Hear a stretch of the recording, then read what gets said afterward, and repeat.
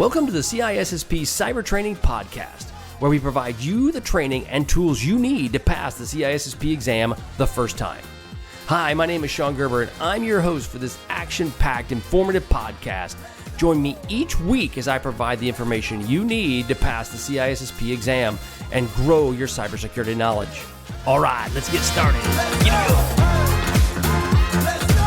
Good morning, it's Sean Gerber with CISSP Cyber Training, and I hope you all are having a beautiful day today. Today is an amazing day here in Wichita, Kansas. We are dealing with record-setting temperatures, so it's just awesome. It's just very, very cool. No, not really. It's very hot and very steamy and very uncomfortable, but that's okay.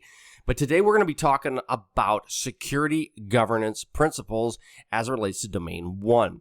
Now, before we get started, one thing I wanted to kind of talk about was some news that is in the news this week, and it's around security for critical infrastructure. I'm not sure if you've all seen it. As you're looking to go get your CISSP, you're going to deal with various aspects. And what I'm trying to do with my podcast a little bit is at the beginning maybe talk just about an article or two that I'm seeing out there on the internet, just to give you some more exposure to all of the hard work that you're doing to study for the CISSP exam. There's a reason for it. But there's an article out there by ZDNet, and you'll be able to see the links of this in the show notes. But bottom line is it's talking about critical infrastructure. Now, they'll use a term, and you'll see this. You may see this in the CISSP test. If not, you will definitely deal with it as it relates to working with different companies, especially if you're going to be in the manufacturing space. It's called Critical Information Infrastructure, or CII. The various countries use it. I think it started with the United States. China has now used it. Others have globbed onto it as well. But the bottom line is they're talking about what is critical infrastructure for the economies of the world and how to best protect those. In the past, as we've talked about on this podcast in various times, the OT network, or operational technology network, typically in the past was not been protected the way way it's beginning to be protected in the future, just because it's been a little bit outdated, and it's also been in many cases separated from other networks in a more or less what they call a Purdue model, but it's basically separated and set off. But that is changing because, as one, everything's becoming more virtualized, and two, the networks are becoming more useful. They are now becoming a target for attackers. And so it's just talking about in ZDNet how the fact and the importance of having an OT attack toolkit is there, that you have understanding and you have expertise within your organization that will help you deal with the various OT threats. Now, there's a company out there, there's various other ones, but they mentioned Dragos in there, and how Dragos is a tool that is used within the OT space to protect it. And they're mentioning this company as well in the fact that you need to have an understanding around protecting of operational technology markets and technologies. One comment they made in here, they said there were 605 ransomware attacks against industrial organizations last year, and that's up 87% from the previous year. I believe it, totally believe it. And it's because they're getting into these more older networks are they're not as well protected, and they're also not as updated. These ransomware attacks do run roughshod all over the networks that are in these OT spaces. So if you're going to be, when you get your CISSP completed and you move on to the next opportunity in your life, you may be dealing with OT environments, and it's very important that you look at how to secure those. The techniques are still very much the same. However, the fact of the matter is that you do have to take a little bit better look at them, and you have to be a little bit more cautious about what you implement in these OT networks. But again, it's a really good article. It kind of talks about what you should protect and what you should plan for, and I would highly recommend it. You'll be able to check it out on the show notes. But bottom line is that OT environments are becoming much more targeted than they have been in the past. Okay, so let's move on to our training for today, and we're going to be talking about security governance principles. So these principles this is tied to Domain 1.3, and it is something you will deal with as you get your CISSP and as you move on to an opportunity with a company. Now, before we get started on that regard, I want to let you know you can get all this information at CISSPcybertraining.com, and all of my information that's provided to you, all the videos, the Audio is all available at CISSP Cyber Training. You'll also be able to listen to this podcast, obviously the podcast location of your choice. But in addition to that, you can be able to see some of the videos that will be shown up on YouTube. You'll get access to those at some point in time. They're a little bit delayed. They don't come out at the same exact time as this does, but you will see them at some point. So the ultimate goal is I'm trying to provide you an opportunity to help pass your CISSP because, that's what we're here for, right? Okay, so we're going to get into security governance principles. And the principles, they provide a foundation for information security programs within a company. They're designed to give you an outline of what you should plan for as you're trying to implement this within your organization. And the concept stresses the importance of security strategies that align with your mission, your vision, and your overall company goals. And that's what they need to meet. So you'll need to understand what your CEO's vision is, or however, whoever, or even maybe your manager, depending upon how big of an organization you have and your overall responsibility in it. But you want to understand your company's overall vision and then tie your security program to your company's vision and ensure that it meets the needs. So like, for example, if your vision of your company says that you want to protect our personal information is of utmost importance to our company, and you don't implement the policies that protect that, well, then, you're kind of not really meeting what your bosses want you to meet. So it's important that you do meet those, you do match them up. They do agree when you're putting out your policies and your standards to what your company's mission, vision, and goals are. So we're going to break this down to some different buckets. The first one is alignment with your business objective. Just kind of like I mentioned before, you need to understand your organization's strategy. So you need to have a strategic alignment. What are they trying to do? And you need to ensure that these goals that you've provided do enable these strategies for your company. So like an example, like I said about the personal information, if your policies will help enable the protection of that information, then you are meeting their goals. That's what you want. However, if your ultimate protection is the protection of YouTube, then your company wants the protection of people's identities, well, then you're really not meeting their vision. So you want to ensure that you have a strategic alignment with your senior leaders and with their vision for the company. And this does ensure that there's facilitating of decision-making processes between the business and your overall security objectives. So again, back to strategic alignment. You need to make sure your governance program matches with what the company wants. The other one is a business impact analysis. Now, again, under the business objectives, what do you need to do? You need to look at what they call a business impact analysis. Now, you will do some of these as a practitioner of the security force and the security space, and you'll need to identify critical business functions and the associated processes that go with it. And that's a BIA. This does assess the potential impact of any sort of security-related event that may happen against these various functions or processes. So it basically comes in and you say, I have this most incredible process that makes my company work. Well, you need to look at if this process is so important. So let's say there's a computer, and this computer is the sole computer that makes your product move from point A to point B. And if that computer goes down, then your process does not happen, and you start losing gazillions of dollars of money per day. That would be part of an impact analysis. If this system goes down, what is the impact to your company? And you need to understand that. What you're going to learn is as you ask these questions and you build out a BIA, there's going to be things that come up that you're going to go, you didn't even know they existed, and that they were that much of an impact to your company. So once you do a BIA and you develop what those functions are, you understand what they are, what the impact to your company could be, then you need to develop a mitigation strategy to minimize the overall business disruption that may occur. So it's just really important that you understand how could it actually impact your overall company.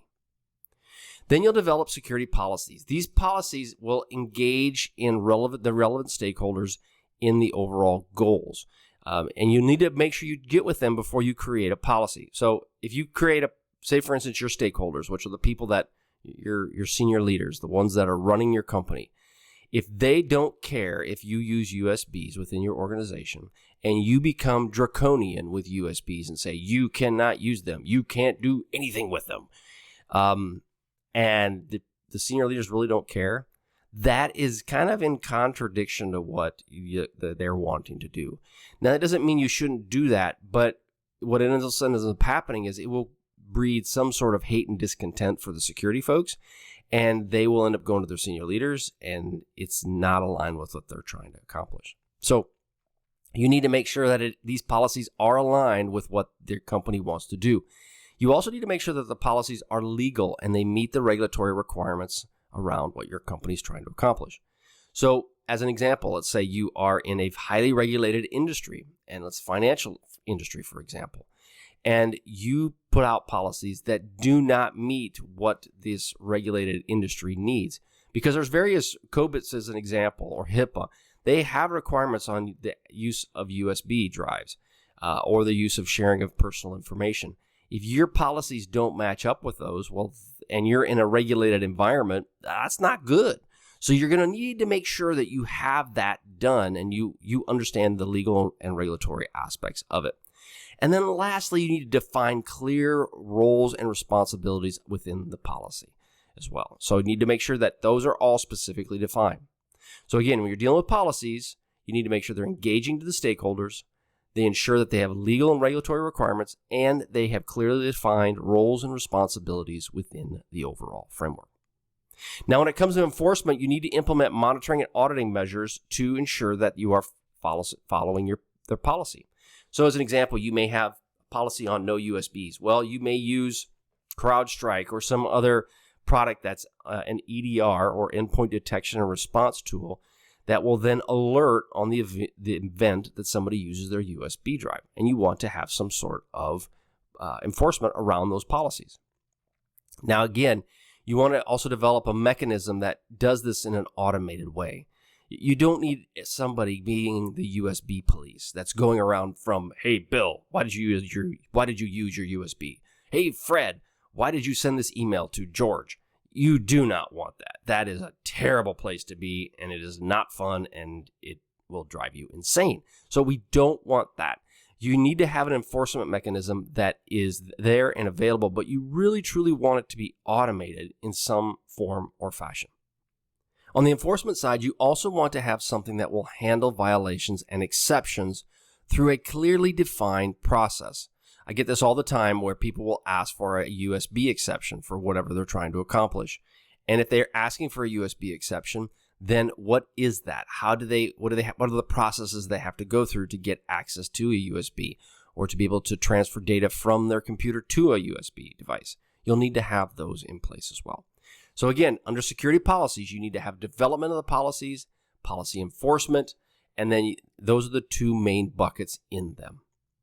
The next area is security procedures and guidelines. Now, in the security procedures and guidelines aspect, you're going to have what they call security operating procedures, or standard option. That's security operating. What am I saying? I'm talking standard operating procedures, SOPs. Okay, your standard operating procedures, these are detailed instructions for implementing the security control.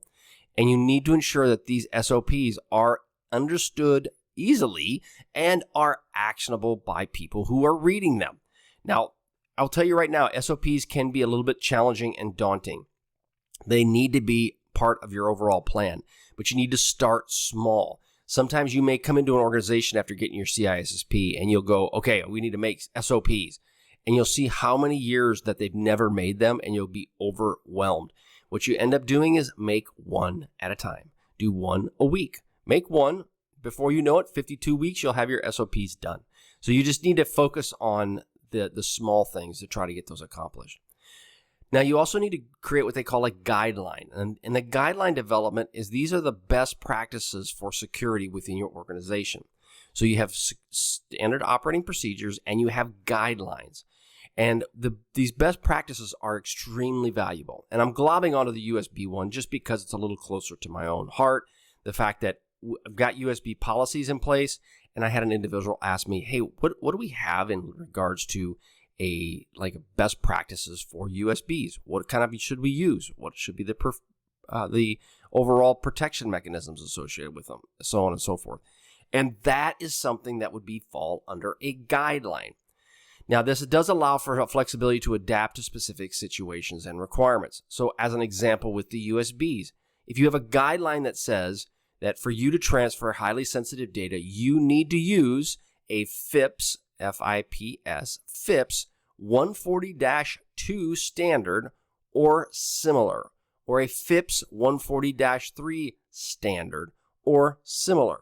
You use that kind of terminology. What that basically happens is a FIPS 140-3, which is like you're all going, oh my gosh, I'm about ready to fall asleep and run into the ditch as you're driving and you're listening to this podcast. A FIPS 140-3 is an encryption standard that's used in the U.S. government. They come up with a standard that is, if you maintain this encryption schema, it will protect your data. So you use that. So then when somebody goes to Amazon or to whatever location they want to buy a USB drive, they already know that the FIPS 140-3 is a standard. And so therefore they need to do it. And that guideline will help, or the procedures will help define that for them. Or I should say the guidelines will help define that for them. Okay, so now we're going to move into information classification. The classification criteria is something that you're going to need to deal with. And this classification criteria will determine the sensitivity, the value, and the legal requirements around protecting the data. And you need to have a classification schema across your organization. So an example of this could be you have unclassified, you have secret, you have top secret, you have uber most sensitive secret, whatever. You have a classification schema that you will follow for your organization. And you need to define what that is. You need to define the criteria in which you can make the information classified, whatever that might be. Then you need to have handling procedures. So you have classification criteria and you have handling procedures. The handling procedures, these are specific for each classification level. So let's go with the secret. The secret, you cannot share this with anybody who is not a secret or above. So that would be a handling procedure. You say, if it is top secret, you cannot print this document at all. No printing. Or if it is printed and it needs to be carried across town, then it needs to be put in a briefcase so it's triple locked and glued to your hand. That would be the handling procedures. You need to have that specifically defined for your organization. Now, this again includes storage, access, transmission, and the destruction guidelines. That's a key factor, destruction guidelines. You need to define that early, because when you have problems and then you have all of this classified information just sitting around, i.e. Trump and Del Margo, right? You have a whole bunch of boxes of classified information sitting in your bathroom. You have to have a destruction plan for this information. And so therefore, you need to have handling procedures. The next thing is security education, training, and awareness, also called CETA or CETA. I don't know the actual term. You can determine where you're at on the globe and find out what that means to you, but it's security, education, training, and awareness. And so from a phonetic alphabet, which I did from the flying days, you have a Sierra, Echo, Tango, and Alpha. Okay? Took me a second to remember that. So when you're dealing with CETA, you want to have, there's three buckets. There's a security awareness program, specialized training, and then effective evaluation. So this is the part to have a good CETA program. Your security awareness programs, these are designed to enhance the overall security consciousness among your employees. So it's ensure that your employees understand what's going on as it relates to security. I'll tell you right now, there's areas that each company can do better in this, and I am no person that would, I don't know what I'm trying to say, but I got problems too, okay? I don't do as good a job in the security awareness programs because I just don't have the time. But you need to make the time. And I say that pointing fingers at myself, saying I need to make the time. This can include communication channels such as newsletters, workshops, online trainings, videos. That's, I think, area that I probably could do better in with my company. So again, all those kinds of aspects can be available to your people. Then specialized training. This training offers for specific roles, responsibilities, and it's designed for security personnel to be trained in relevant technologies, regulation, and organizational practices.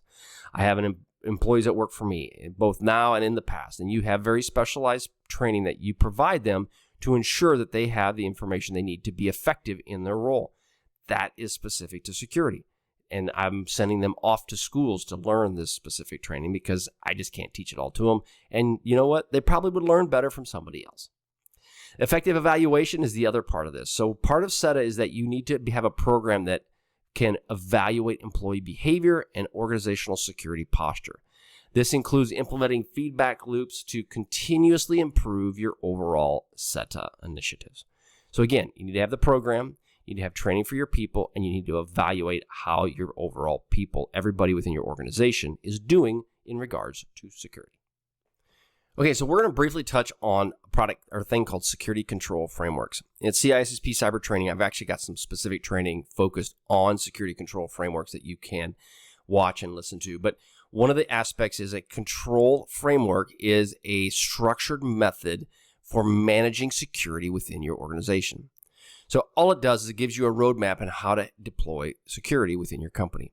Now, there's various frameworks that are available, and we're going to go over just a few of them. We're not going to go over all of them, but we're going to go over the major ones that you'll see within most organizations out there.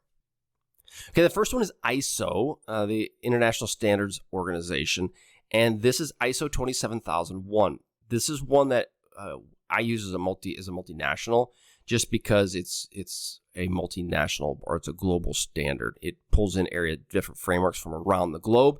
So I'll use that. If you go to a company, if you're US based, you may just use the NIST 853 standard, or they call it the Cybersecurity Framework. You may just use one of those. It just depends on your organization, right? And if you're listening to this and you're from the Netherlands, you may pick the ISO standard because your business does work with other people within their European Union. Or you may just go, you know what? If I'm in the Netherlands and all I ever deal with is security for people in the Netherlands, you might even use the US-based NIST 853 or Cybersecurity Framework. It really just depends. Bottom line is they're all relatively the same. They all use the same type of format. The only differences is that some of them have tighter controls and tighter reporting than others. So you just have to decide what is best for you and your organization.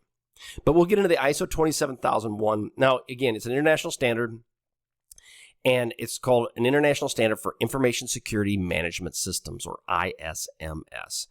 And the ultimate goal, though, is it provides you scope, policy, objectives. It gives you risk assessment and treatment, helps identify areas that you may have, helps you identify the risks and then assess them, and then potentially put in mitigating compensation controls for that. It also does ensure that you have continuous improvement through regular assessments. So those are some big factors. Some key components are scope, risk assessments and treatment, monitoring and improvement. Now, you can get certified on the ISO 27001 standard.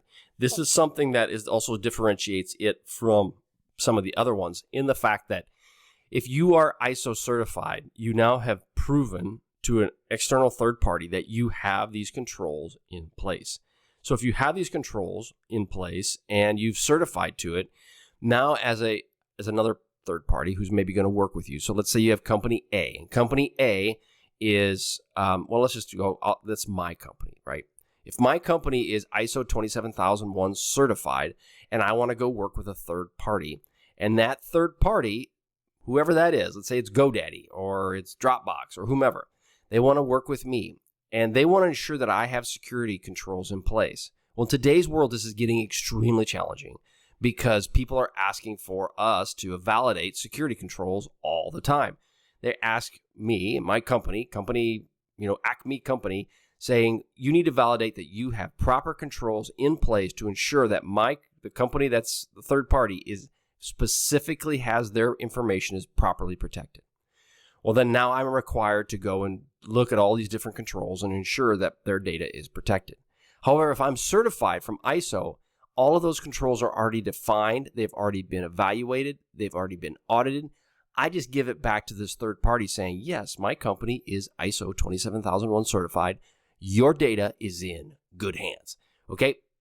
So that's the whole purpose of it. And but it is expensive and you have to do it every year. And it's very laborious and time consuming. But if your business deals a lot with outside entities, being ISO 27001 certified may be a good choice for you and your company. So then you have NIST, the Special Publication 853, another one. It's very similar to ISO 27001. It has what they call control families, controls, and then supplemental guidance.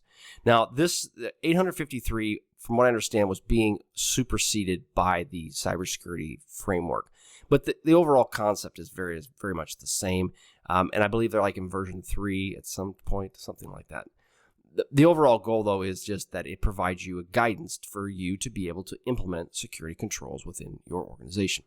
And these are baseline controls that provide a minimum security controls for the different categorizations within your company. And they do offer additional context around these controls. Now, who are the type of people that can use the 853? Everybody should look at it. Everybody should use these frameworks. Now, if you're a seasoned, crusty old fart like myself, you may say to yourself, I understand all this. I don't need these frameworks. And you'd be partially right, because in many ways, these frameworks you've been doing it for years, so they're the same thing that you've been doing for years. However, looking at these frameworks and the changes that occur to them is an important part of your overall security strategy, because things change. And you may also forget about a control that you need to put in place that you don't. So it's important, no matter what your expertise and experience level is, to verify and look over these various control frameworks to ensure that your organization is properly protected. Another framework is COBIT. This is the Control Objectives for Information-Related Technologies. Again, this is another framework for governance and management, and this will align your IT goals with your business objectives for governance, management, and assurance. Now, COBIT is another one that's out there. It's focused specifically around some IT and the information-related technologies. It's basically broken into 3 subsets. Like the the 853 was broken into 3. COBIT is also broken into 3. You have domains, you have processes, and you have control objectives. Now, the domains are organized in a way for you to build, acquire, and implement, deliver, and support, monitor, and evaluate. So you got build, acquire, and implement, deliver, and support, monitor, and evaluate. Those are the domains that COBIT is broken into. The processes will define the specific processes for each of those domains. Obviously, the build, acquire, and implement, so on and so forth. And then there's the control objectives will outline what must be achieved. Again, it's very similar to your supplemental guidance and your baseline controls with 853. It provides what must be achieved in those spaces. Now, because it is more focused on IT, the controls will be more IT focused, versus in the 853, they're a bit generalized. And I say a bit, not a lot, but they are. Another one is the controls, or the CIS controls. This is the Center for Internet Security in Critical Security Controls. Now, the purpose of this is they're designed, again, like everything else, to improve cybersecurity, and they're designed to help bolster defenses by focusing on key specific controls. Now, there's 3 buckets, just like all the previous ones as well. You've got basic controls, foundational controls, and then organizational controls. Now, your basic controls are fundamental controls like understanding your inventory, ensuring that you have proper controls related to your hardware, software, your secure configurations, data protection. You have an inventory and you know what's everything that's in your environment. Then the foundational controls, these are set on basics such as data recovery, secure configuration, and data protection. And then your organizational controls are around incident response, training, and awareness. Now, incident response, obviously, is a big thing. It's a close thing to my heart. You want to make sure that you develop an incident response process that is resilient. That's where it'll be called out in the Center for Internet Security Controls. Okay, but before we get into the next area around security control framework mapping, want to give a plug out there for CISSP Cyber Training and my Cyber Training Blueprint that is available to you. You can go out to CISSP Cyber Training, you can sign up, and you can get access to my blueprint, which will walk you through step by step what you need to do to study for your CISSP exam. It's going to walk you through the book. It's going to walk you through the different training areas that I have, and it will take you through this area in the fact of studying for your CISSP to help you become successful. That's one thing I struggled with the CISSP is I didn't know what to do, and I just jumped into the book, and I didn't really understand what I was studying. I didn't have other types of data that was there for me to help me study, and what ended up happening is I failed it. So we want you to be successful when you study for the CISSP. So go check it out, CISSPcybertraining.com, and you can check out my blueprint. All right, let's move on to secure control framework mapping. Now, the purpose of this is around not everything is one for one.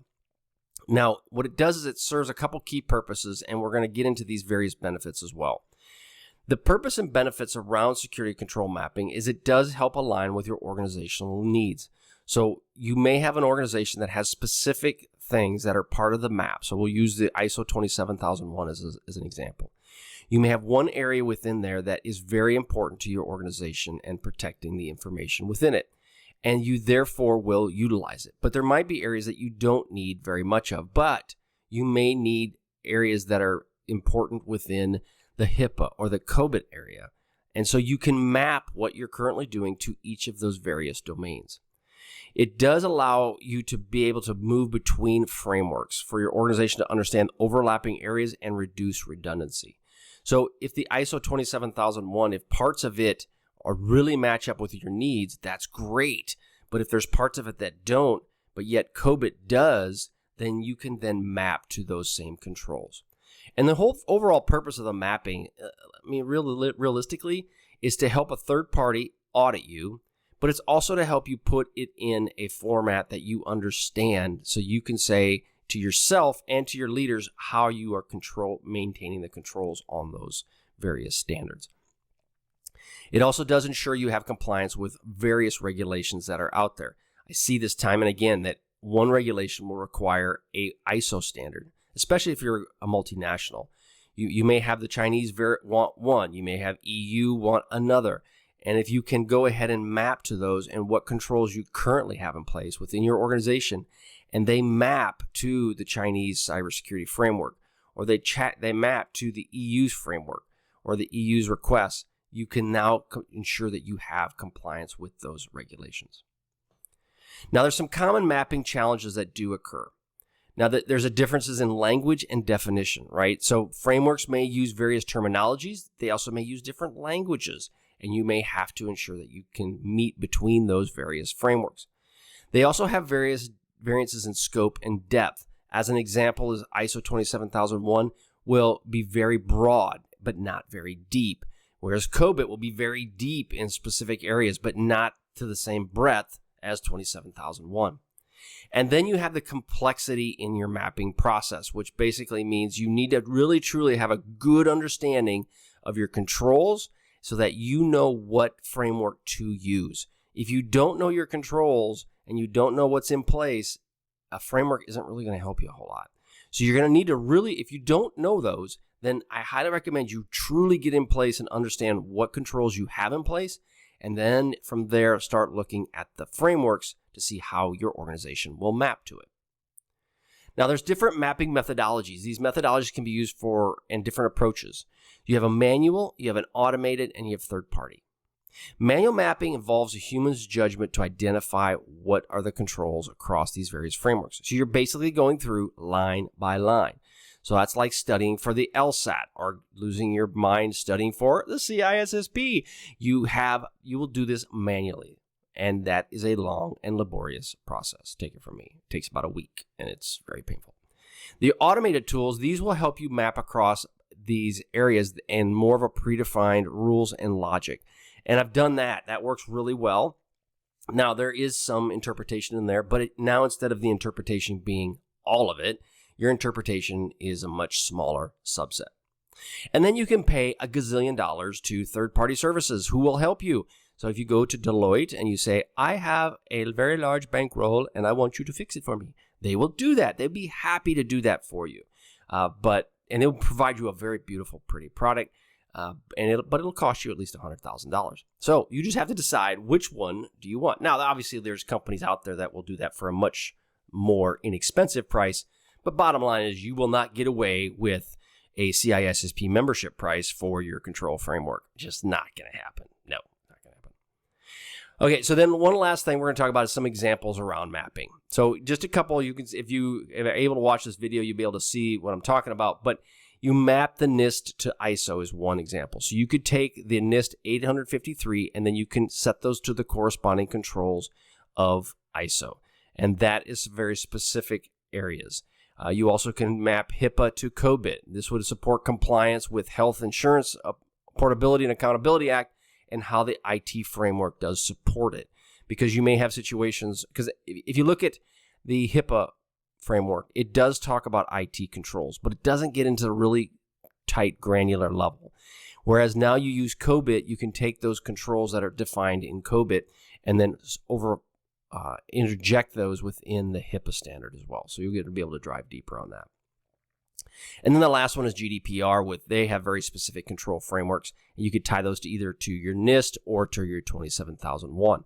So that GDPR, if you're not aware, is the General Data Protection Regulation, and it does require various use of frameworks, not just what you're trying to accomplish, but it does require you to use the ISO 27001 framework. So you're going to have to map your current framework to the ISO 27001. And there's more that are coming out. I just saw a new one that came out from the European Union this last week, and it's not really new, but it's new to me.